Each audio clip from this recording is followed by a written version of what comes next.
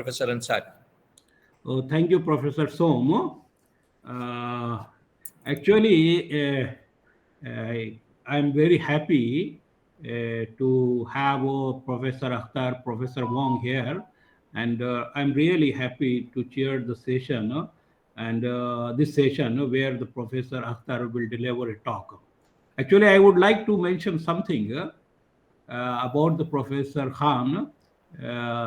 I know him from his student life when he was PhD student, Good. PhD student of Professor Khalil Ahmad, and there was a conference at Aligarh, and where Neuenzer from Germany he came, and Dr. Professor Akhtar is also was here during that conference, and they meet each other and they had some kind of interaction, and then Professor Akhtar went to Kaiserslautern, Germany, and from there he did his MS and PhD, and after that he shifted to US. Am I right, Professor Akhtar? Yes, more or Yes, less. yes, more More or or less. less, yeah. So the story was very old, and Yes, now we are old.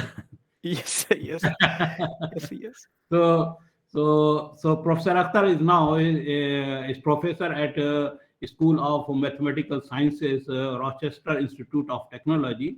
He has a wide spectrum of research area, and presently he is working in inverse problems, uncertainty, quantification, optimal control, numerical optimization, parametric identification, partial differential equation, set optimization, and many others. So he also has a very nice book on set optimization. He has co-authored a book on set optimization, and I always we have several students.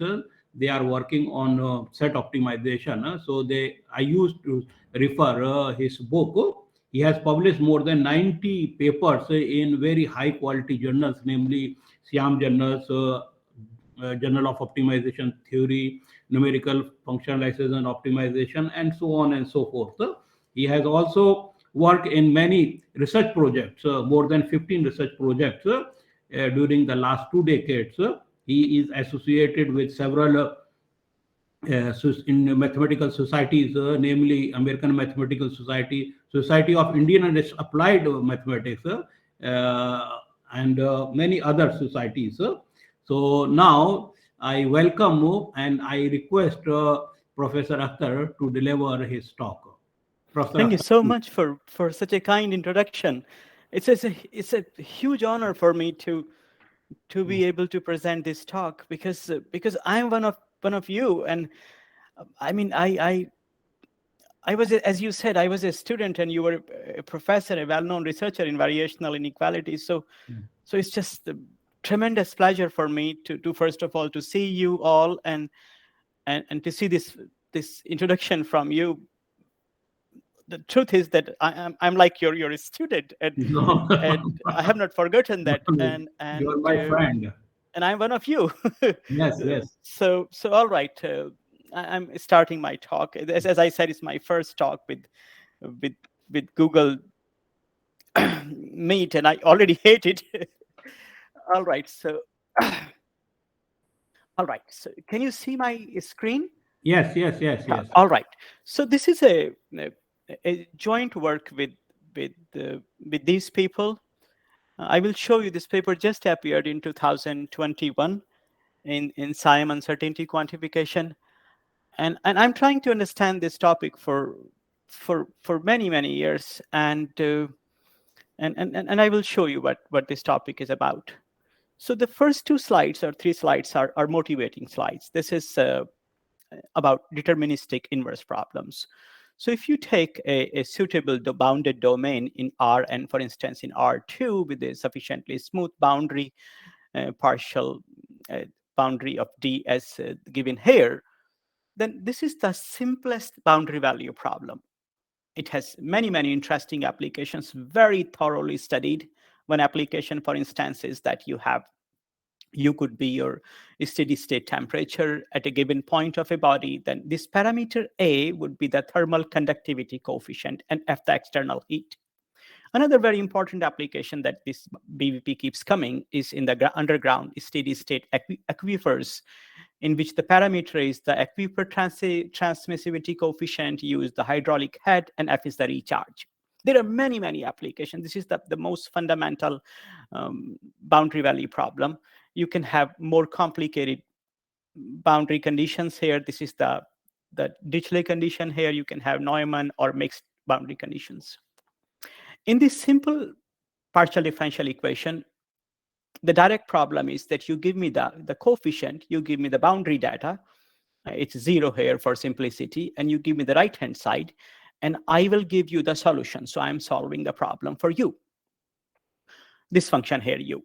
The inverse problem in this context, the inverse problem that I am interested in, is the inverse problem of parameter identification. This means you are providing me some measurement of this u, and based on that measurement, I am doing some mathematics and identifying this coefficient a coefficient identifying in a sense that when I put the coefficient in this BVP back, the equation is satisfied in some sense. So this is the basic idea of inverse problems. There are many, many applications. There's a nice slide, I think a few minutes later. I'm mostly interested in tumor identification of inverse by using inverse problems. So there is a slide talking about that. I think that will explain what kind of applications we are expecting or seeing in inverse problems. Now, what happens that in many applied models, uncertainty is very natural. For instance, when you are talking about the parameter, you are imposing certain conditions. Those conditions are very good for doing mathematics. But in practice, they are realization, they are assumptions of the reality. They are simplification of the reality, but actually they are based on experiments, and experiments are noisy. So those parameters, actually, the conditions that we impose are never really realistic, never really the actual properties that the coefficients have. Second reason is, of course, that you have partial data or physical model limitations you have that you are trying to model by using your partial differential equation. So people have been telling that actually we should treat these parameters as random variables, taking into account the uncertainty. Once you do that, if you take the parameters or the right-hand side as random variables, then you are in the realm of stochastic partial differential equations, and everything is quite complicated in that setting. What you have to do, so you take a probability space where this is you take a probability space, so you have a sigma algebra, you have a probability measure, and you have a sample space. So I'm taking a probability space given here by this thing here, and I'm continuing with the domain D with a sufficiently smooth boundary. Now I am looking for, I have two given random fields. So one is A. This takes place from omega times D. This is for the spatial variable, and this is for the uncertainty part. And I'm taking the second random field, which is given here. And of course, the direct problem in this setting is that I'm looking for the random variable that satisfies this random boundary value problem, or many names, stochastic PDE or PDE with random data. Different people have been using different terms for it. Now, the goal that I have in mind is that you give me a measurement of this random variable in some sense, because now you have a random variable. So you have to describe more carefully what you are looking for when you say measurement, and then from that measurement, I'm trying to estimate some statistical or some stochastic properties of the parameter A. So this talks about that. There is a very nice book by Lord Powell and Shadlow, appeared a few years ago. Excellent book on stochastic PDEs. There is I think you guys might know him, Bharucha Reed, was very active in 60s and wrote this fantastic book in 1972. He had actually some Indian connection. And in that time, they were saying that now the field is ripe, and everything should be actually modeled from a stochastic point of view. But and then by saying that, he develops a Newton type methods and said that the time is ripe, but to study stochastic PDEs and stochastic integral equations. But actually, it took more than 30 years when people really started having computational techniques. Babushka and his co-authors developed lots of finite element type methods for solving stochastic PDEs. So of course, we are going to use those things. Sir, good morning, Now, sir. I have yes, sir. Sorry, sir. Yeah. Sir, the uncertainty arising in such equations due to the nonlinearity, if it comes the nonlinear one, how it can be handled? It's not the nonlinearity part. Actually, it's coming because of this coefficient. This is the parameter that is describing physical properties of the model. Now, suppose we are always handling the nonlinear equations, and uncertainty comes due to the presence of nonlinearity. Then, Dr. Das, then if you, Dr. Das, you can discuss at the end of the talk. Okay, sir. Okay, sir. Yeah. So I stopped. Okay. Who was asking the question? Dr. You can continue. Okay, all right. Okay. So this is a linear partial differential equation. Here, the uncertainty is coming because this coefficient A is describing some physical properties of the model, and it is based on some experiments. So you don't know really what's happening to this coefficient, and so people assume that it has all the nice properties. But in reality, there are explicit examples that these parameters don't satisfy those properties, or at least in some situation. I will give you a very nice example, I think, that will explain it further. Second possibility is that you are dealing with a fourth order boundary value problem. So you see, again, you have a coefficient here. This is a stochastic example. The meaning of this parameter A here is so these fourth order boundary value problems, they model the plate models, and in this setting, you are modeling pure banding of a Kirchhoff plate occupying the region D.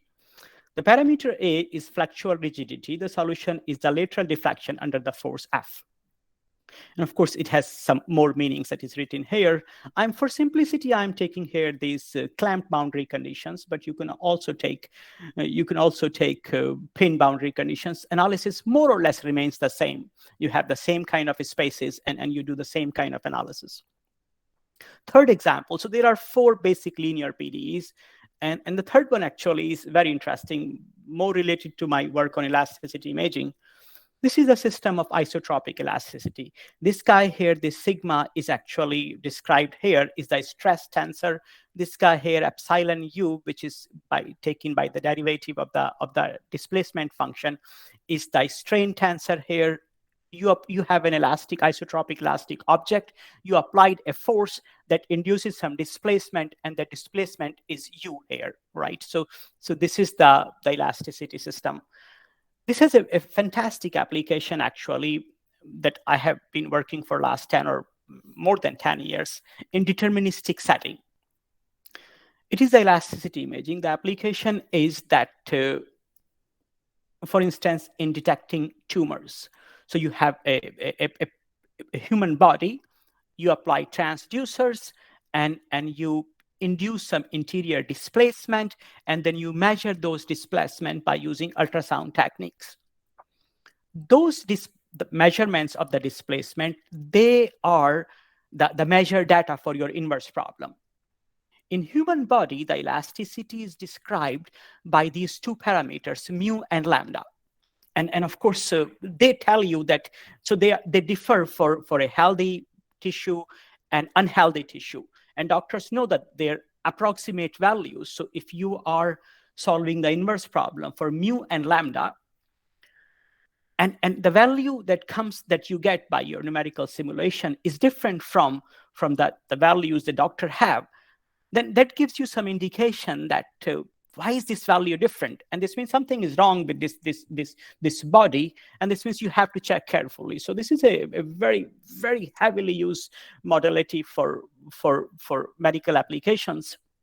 Now, I was giving a talk like 6-7 years ago at RIT Homecoming, and in our town there are 2 big hospitals, and then somebody told me that this elasticity model cannot be studied in a deterministic setting, because when you have a patient, their body structure, different patients have different body structure. So what happens if somebody has more fat? That fat should be affecting the elasticity of their body, which means from a mathematical point of view, this must be impacting the Lemma parameters. So this means you have to study this in a instead of deterministic setting, you have to study this in a stochastic setting. You have to take into account the uncertainty that different patients have. So this is the main goal, but of course we have not gone that far yet. My talk is based on a simpler model. All right, I have to go back to Control L. All right, so this is the outline of my talk. I will go back to the simplest stochastic boundary value problem.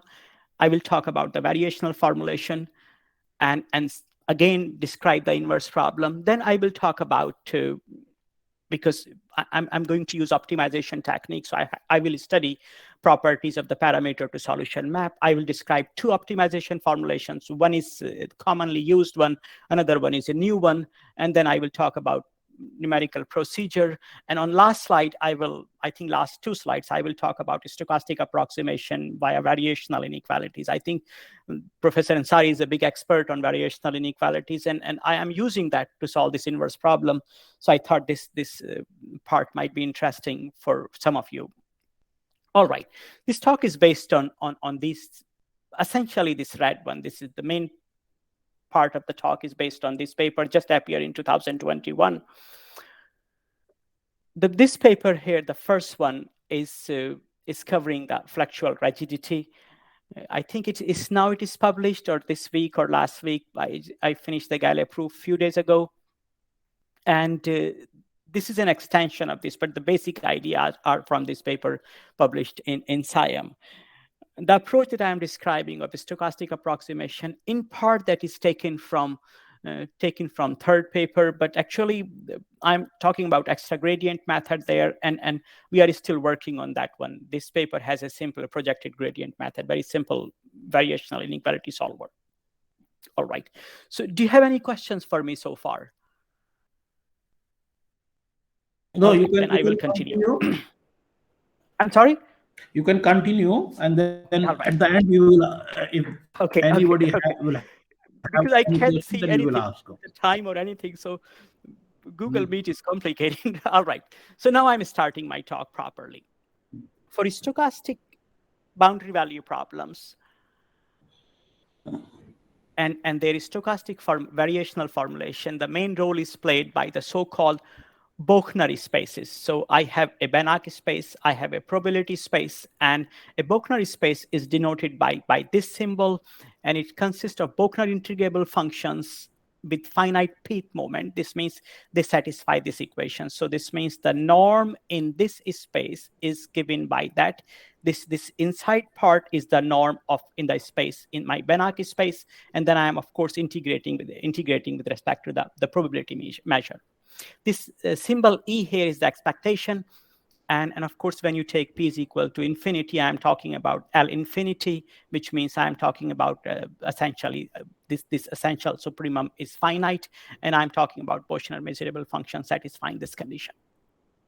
These spaces are very heavily used in stochastic PDEs, in stochastic boundary value problems. They are the so-called stochastic Subalope spaces. And because in classical deterministic variational problems, you always deal with Subalope spaces. So for this particular problem that I talked about, this is the space that we use. We take P equals 2, so we are using with L2 here, and H01 is the Subalope space that is appropriate for the deterministic version of the boundary value problem that I showed.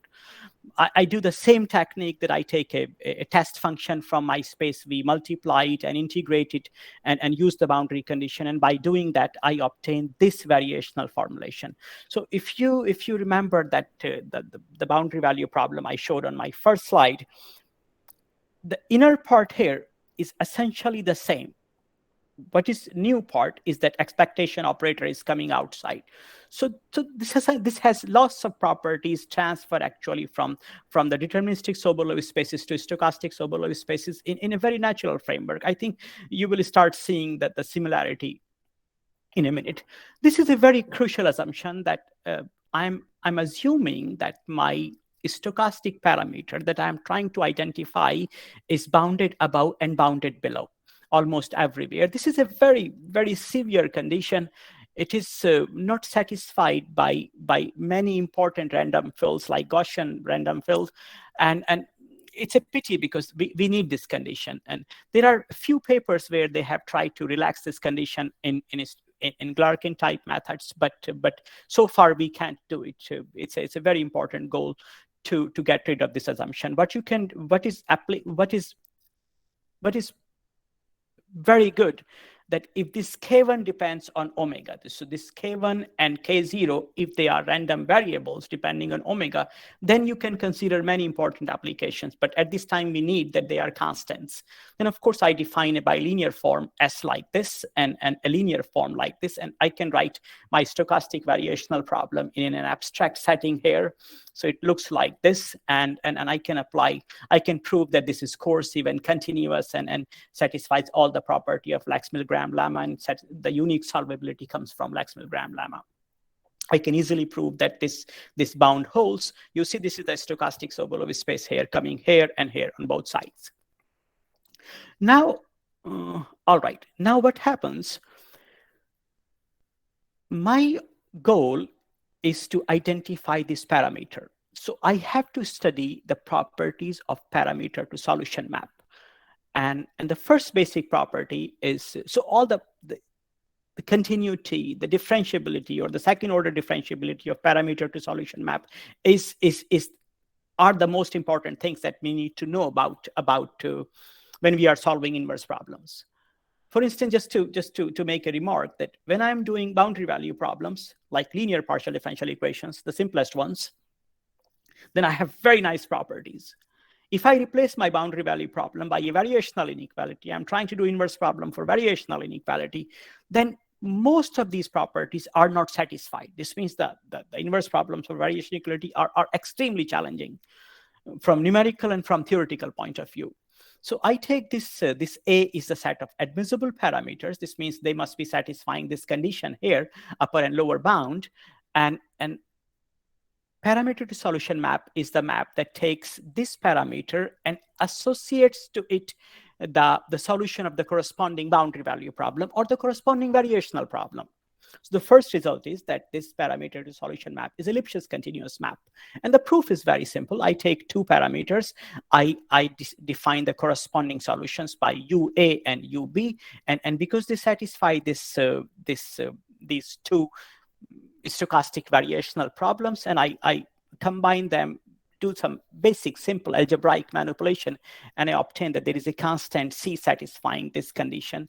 And here, this is the norm of my stochastic Sobolev space V, and this is the norm of the L infinity defined on omega and D. So this is the Lipschitz continuity result. This is a simple result. This is, I think, the only result that holds if I move from boundary value problems to variational inequalities. This doesn't hold if I'm considering, instead of boundary value problems, quasi-variational inequalities. I'm making these remarks, I think people who are experts on variational inequalities like Professor Ansari and others. All right, this is a very, very, very interesting result. I think the first meaningful result, it tells me that if a parameter lives in the interior of the feasible set of feasible parameters, then the parameter to solution map is differentiable. It's differentiable in the sense of Frechet. If I take the direction by delta A, then the derivative at delta A is denoted by this symbol here, and I can compute that derivative by solving a stochastic variational problem. You see, so the derivative is characterized by a stochastic variational equation that looks very similar to my original problem.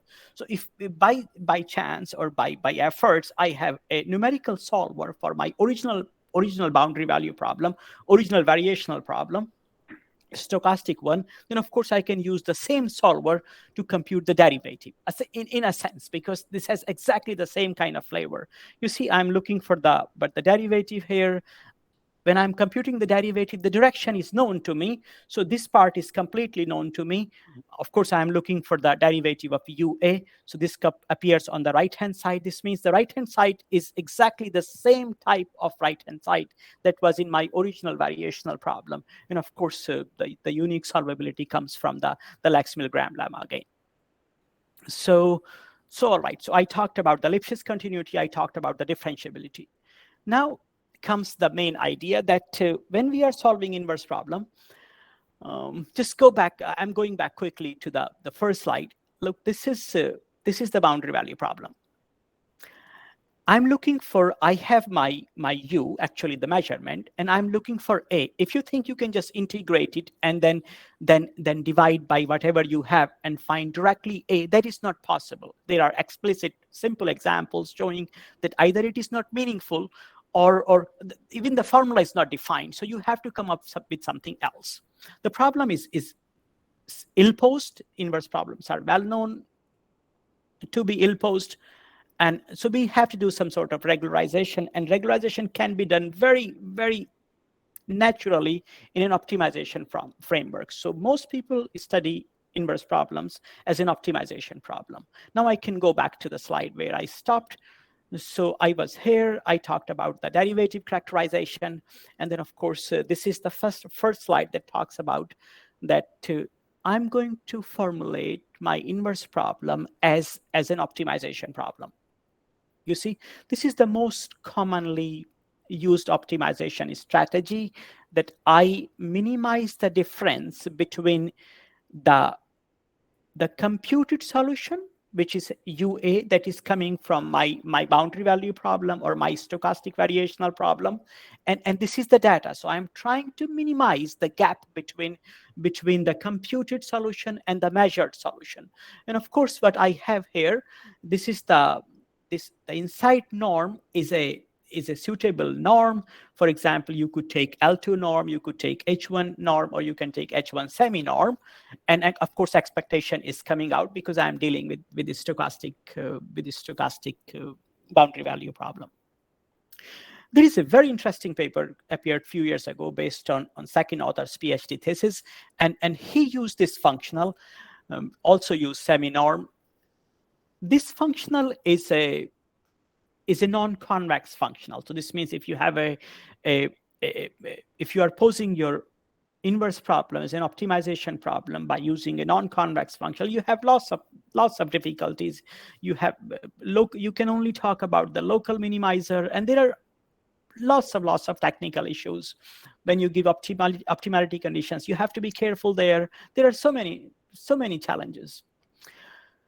One thing that should be mentioned, that the data belongs to this space. This means the deterministic part is L2, which is not restrictive at all, too generous actually. The second function that we introduced is this one. It looks much more complicated, that you see the expectation is outside as such, but if you look at this function and compare it with my boundary value problem, this is actually the energy norm that is defined by my boundary value problem. So here I'm trying to minimize the energy norm associated to my equation. And this is based on actually a very old energy, this in 2007 paper that was based on my PhD thesis. We talked about abstract deterministic inverse problems. And what is very interesting, that if you take different boundary value problems, you give them different variational problems, they define different energy. So the philosophy is the same, that you have an energy functional, but for different boundary value problem, this will be looking different. So this is the one that corresponds to the simplest boundary value problem, a scalar problem.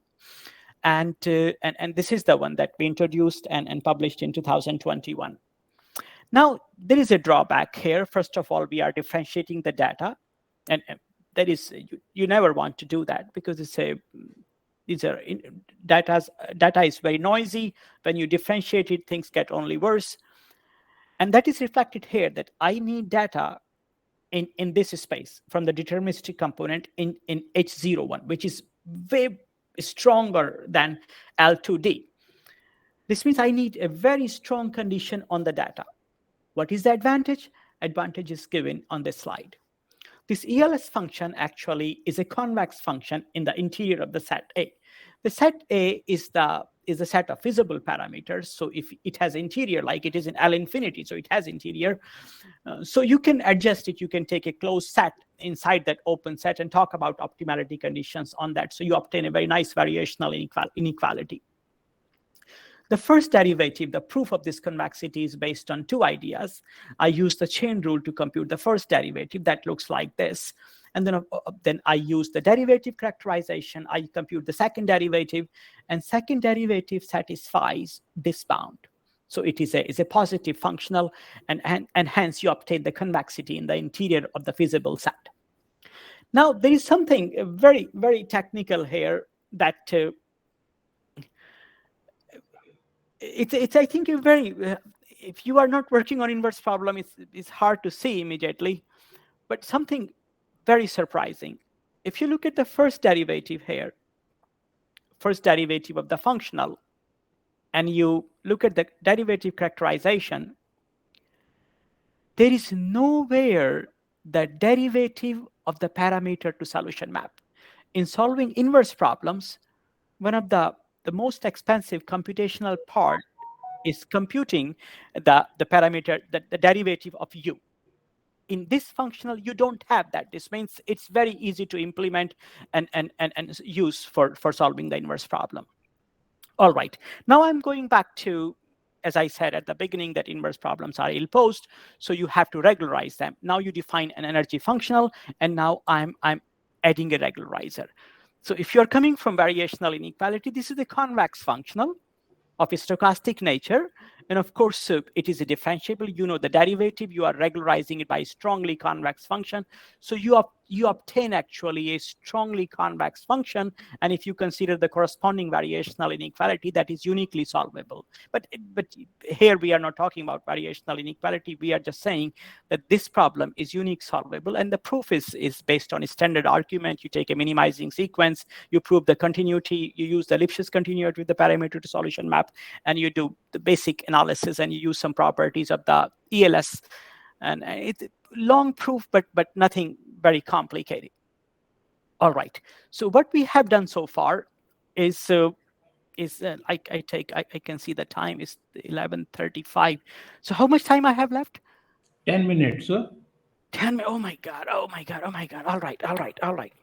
right. So what we do now, so we talked about the functional, and then we talked about the derivative characterization. Now, main challenge in a stochastic problem is how do you discretize it? So there is a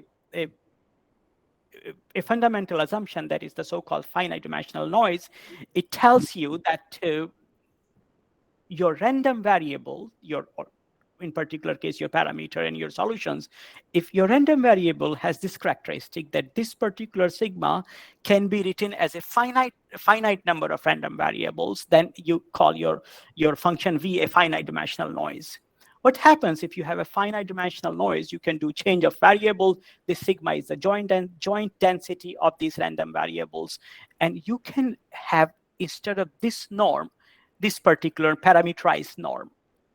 More details are on the next slide. So you can introduce a weighted L2 space that is defined here. So this means you have a stochastic problem, but actually you can, by this assumption, this is a common assumption used in almost every work on stochastic PDEs, you can convert your problem into a parametric problem, very large. I will show you how complicated this becomes. So of course, to have finite dimensional noise, I'm assuming that this A and F, they have this expansion, and this expansion also is justified by the so-called Coron-Lowe expansion, which is just a finding eigenvalue and eigenvectors by means of eigenvalues and eigenvectors. And of course, there are some technical lemmas here that you can use, and they say that the solution will depend on these random variables then.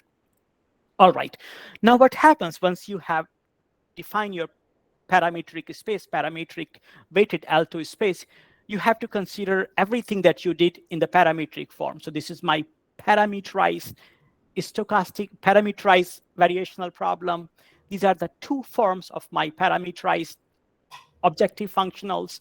And then, of course, I have to derive the same thing. I have to have the parameterized derivative characterization formula for the parameterized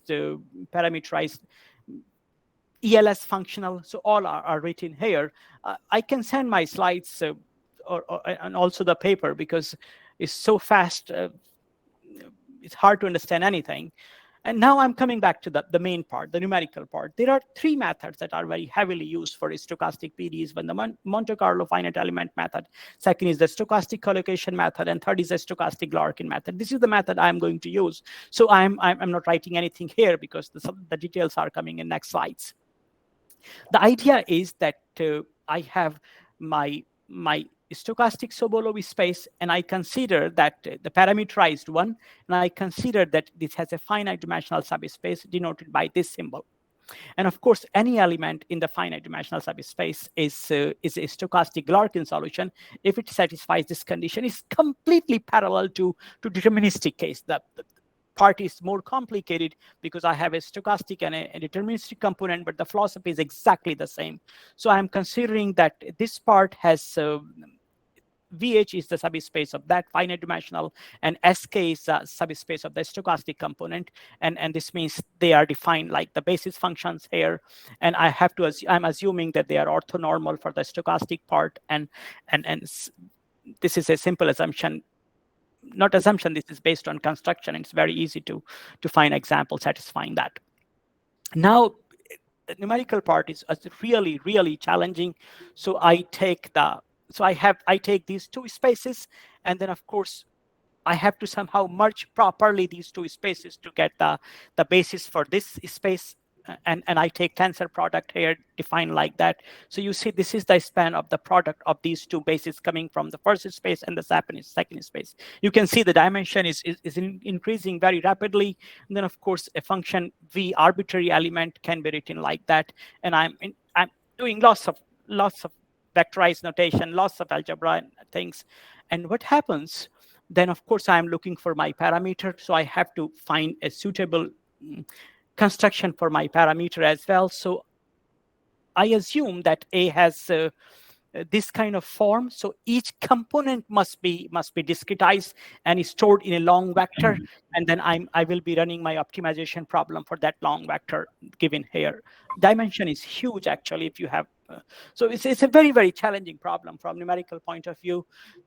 I do lots of work, go back to my stochastic variational parameterized variational problem, and substitute these discrete formulas there, and get stiffness matrix and all those things, and those details are here. Nearly impossible to understand with this fast pace. But what you can see that this is the matrix. So I have a stochastic variational problem. I do stochastic Larkin, and when I discretize it, I obtain a system like that. Now, to compare it with your classical case, if you are doing deterministic case, just one component corresponds to the deterministic case. And here, this dimension increases depending on the stochasticity that you have. And of course, by using Kronecker product, I can write this in a beautiful form. Now, this is the discretization of my stochastic variational problem. I have to do the same thing for my objective functional, their derivatives. And once I have done that, I can solve the system by using any optimization solver or a variational inequality solver. So I'm going back to my OLS, my ELS functional, and doing all the substitution and converting them in this discrete form that I can use on computer to compute. And of course, then I have to do the same thing because I need the derivative. So I go to the derivative formula, I make all the substitutions and obtain a clean form, for a discrete form for my ELS functional. And by introducing some special matrices, I actually have an explicit formula for the gradient. And so I have the gradient, I have the functional, and now what I have to do, I have to go back to any optimization solver and use this. So I'm showing you an example how it works. I'm taking an example where it's a 1D example. First, it's it's really very challenging problem. So at this time, we only have 1D problems. I have 0 to 1 here. It has 2 degrees of stochasticity. These are uniformly distributed random variables.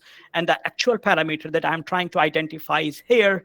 And it is in the form that we assume in finite dimensional noise form, of course. And I'm using legendary polynomials, so the orthonormality conditions are satisfied there. And this is how I measure the computational error, or this is how it is measured in stochastic PDE's cases. And these are some numbers. They are in a very, very good shape as expected, the dimension. But I think you can see here that the ELS functional is the fastest. And this is because the function is a convex functional. It is very easy to find a suitable regularization parameter because you just need the strong monotonicity kind of thing, right? So any positive regularization parameter works very nicely. When you are dealing with OLS functional, things are more complicated. Look at the time here. It is 825 seconds, and ELS takes 212 seconds. So much faster than with the dimension 200 for the deterministic part. And of course, stochastic was dimension 2. And there are some figures that I just see how the change looks like in the computed parameter, and some expectations, realizations of the parameter computed and the actual one, and they look like very much what was expected. And all right, now how many minutes I have left? Do I have any minute left? Okay, you can continue for 2 minutes or 2, 3 All minutes. right. Okay. So this is I think very interesting thing. Now I'm considering a variational inequality here, and my goal is this variational inequality is coming from my convex functional. So the derivative of that functional has this structure. It is expectation comes outside and there is a part inside. So this variational inequality has this form. And of course, if I use a stochastic that you are very familiar with, you have recently a paper, Professor Ansari. So if you take the regularized extra gradient method for this stochastic variational inequality, then what I'm doing at every step, I'm just sampling the random variable and running this. I have tested this on a 4th order PDE that I showed you. I'm identifying a deterministic parameter in a stochastic PDE, and with this there are 2 uniformly distributed random variables here. This is the 4th order PDE here, and this is the feasible set of parameters. And because this is a deterministic parameter, you can visually see how good the reconstruction is, and they are almost identical, right? And so this is a nearly a perfect reconstruction by using a stochastic variational inequality for this inverse problem. And I think the work is this is I think a first very rigorous paper appeared in 2001, and now we are doing more with elasticity system and trying to understand what can be extended for variational inequality, and I think a stochastic gradient or a stochastic approximation has more potential, because in that case we can relax some of the conditions that are not possible for stochastic Larkin, but stochastic Larkin has some different advantages. I think I should not to take more than the allotted time. I should stop here. Thank you so much.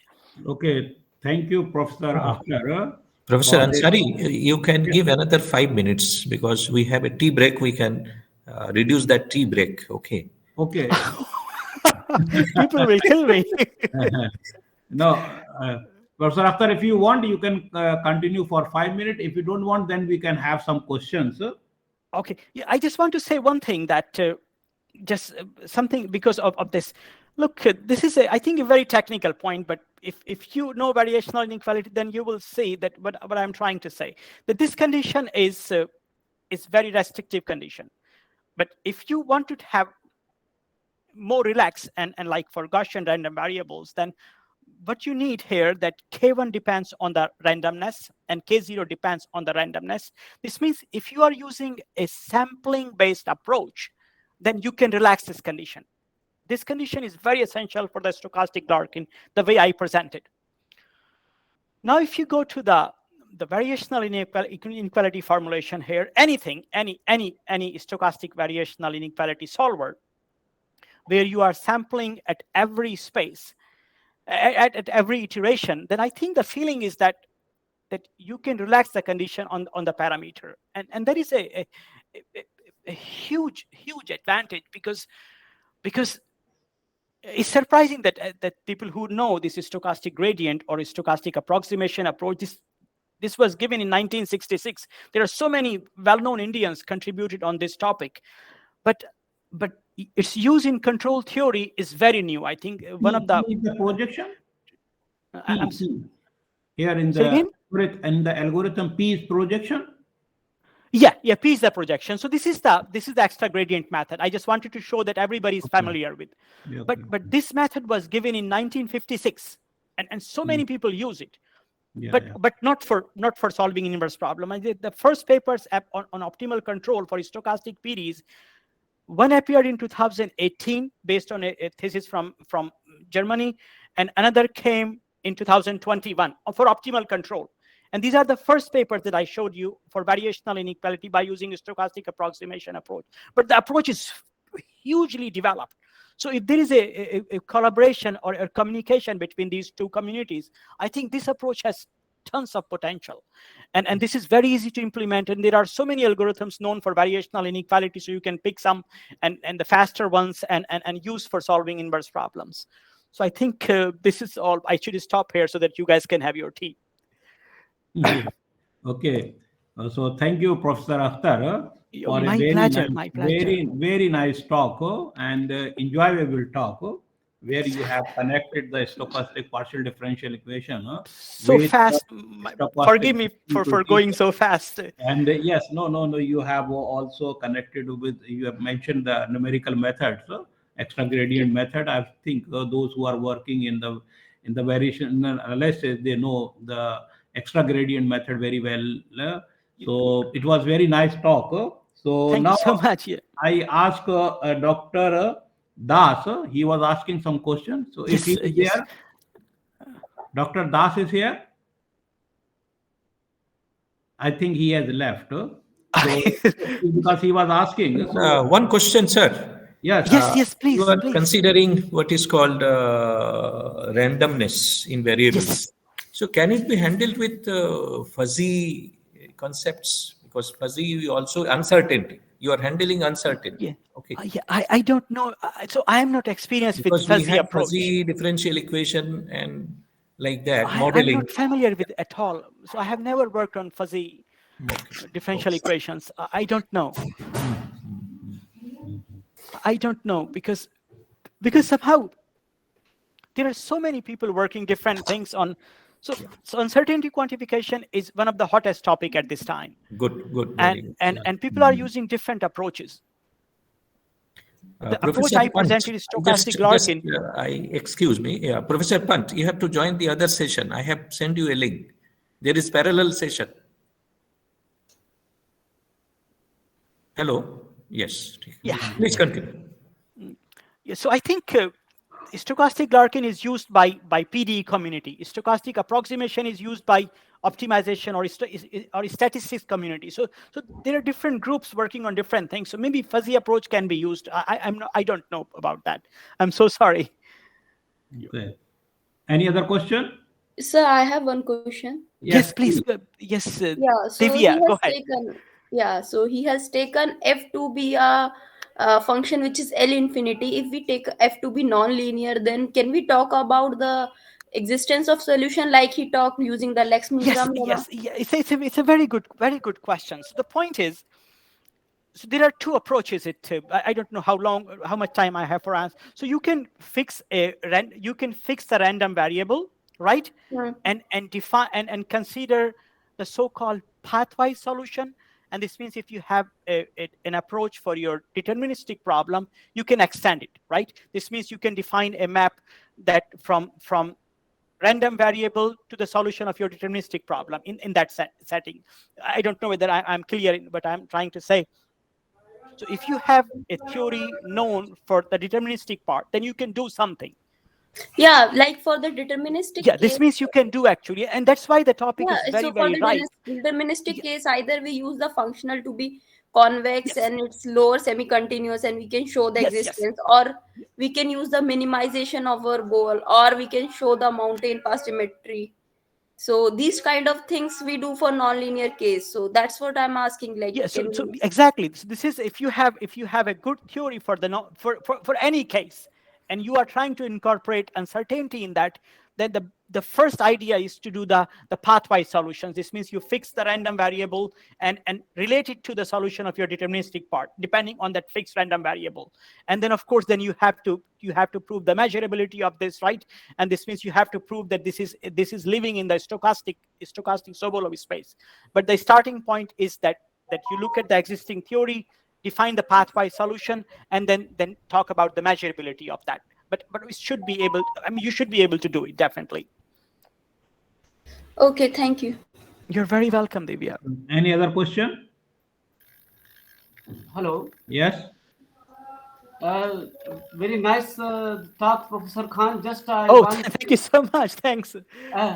Just I want to know that you have a nice connection with the variation equality problem and under the randomized version, and there are nice applications of the variation equality problems in the particularly image analysis, image processing. Yes. Yeah. So, do you have idea about the such kind of the application of such kind version in the image analysis? So image analysis is a kind of inverse problem, right? Yeah. You have two situations. You have a linear version, a simpler version coming from linear integral equations, right? Or you have some nonlinearity, so you have nonlinear version. You could also have moving images, so that is connected to quasi-variational inequalities. This stochastic part is, I think, so there are, I think, maybe 10 papers where people have studied stochastic variational inequalities in from PD sense, like really computing the solution by stochastic Larkin, all those things. Maybe there are really 10 papers. There is no paper that talks about optimal control or inverse problem for linear variational inequalities. I mean, the topic is so new. Okay. Yeah, and of course, image processing, you should see maybe more like an inverse problem than a variational inequality, because it's an optimization problem, right? And I'm sure people are studying uncertainty in those things. So yeah. Okay. Thank you. Yeah, so much needs to be done. Really, so much needs to be done. Okay. Any other question? So, Professor Khan, a very nice talk. This is Dr. Rajesh. Thanks. This is Dr. Rajesh from the Department of Mathematical Sciences. I am associate professor here. So my question would be, first of all, I appreciate the way that the talk is delivered in a very nice way. It's so kind of you to say something that like has that. also presented very well, including the numerical part also, like Larkin method and finite element method for stochastic. Just too much material for one talk. Yes. It was very nice actually. Sometimes that is required. My question would be that what about non-locality of such stochastic PDs? What do you mean by locality? Non-locality. No, So what it do you mean by local or non-local? What do you mean by that? Sometimes like you define that, like you can say that like ordinary derivative and fractional derivative. So is there any such thing like fractional stochastic PDs or non-local stochastic PDs? So as I think Divya was asking, but a question that can you extend the theory to nonlinear case? I think I'm aware of some papers where people have studied stochastic version of fractional differential equations, right? So there are some works, but I'm not familiar with fractional. Even deterministic is stochastic is too hard for me. Yeah. But as I mean, the short answer is that if you are working on a model that has in a deterministic setting, you can try to extend it to stochastic setting. Okay, so thank you everybody, and thank you Professor Akhtar for a very nice talk.